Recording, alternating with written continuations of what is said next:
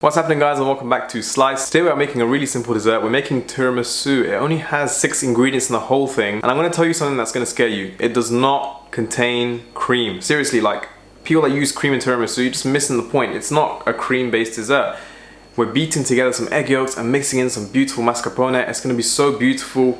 So let's go ahead and make tiramisu the proper way. I say the proper way, I'm not going to put any alcohol in it, but you know, kind of the proper way. It's really simple. To start with, we're going to brew some coffee. The way that I like to do it is take some ground coffee in like a sort of Turkish style, put a few spoons into a Turkish coffee pot, fill the whole thing with water. I'm going to leave it unsweetened, and I'm just going to bring it to a boil, brewing it, letting those flavors develop, and then pouring it out into a tray to let it cool.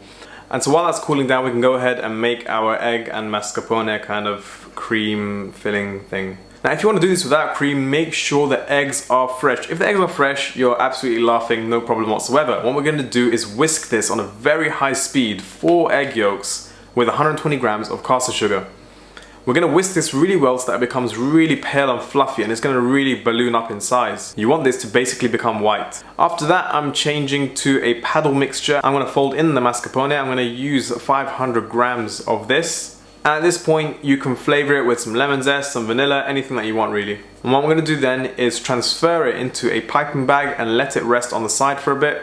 And so now when we're ready to layer our dish, I'm going to start by taking some lady fingers. That's right, they're called lady fingers. They're a really sort of hard biscuit that absorbs liquids really well. You can get it from like fancy little shops or whatever. Some big supermarkets might have it. You can always order it online as well to come for whenever you're trying to bake it. They're quite cheap and affordable. Did I say bake it? It's not baked dessert. But yeah, what we're gonna do is take our lady fingers and literally not even a second on each side. You're just gonna dip, and then take it out.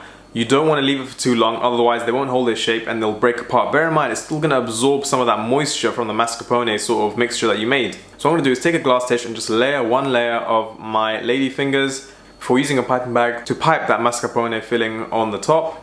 Adding in another layer of soaked lady fingers, making sure that you just do it for a split second. The biggest mistake that you can do is dipping it too long.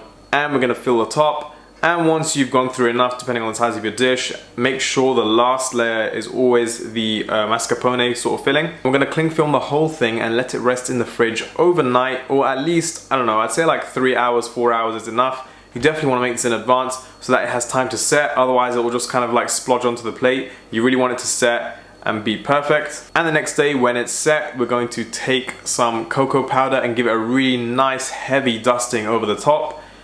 And then you can cut a nice wedge of it. That centerpiece is absolutely perfect to showcase the cross section of the whole thing.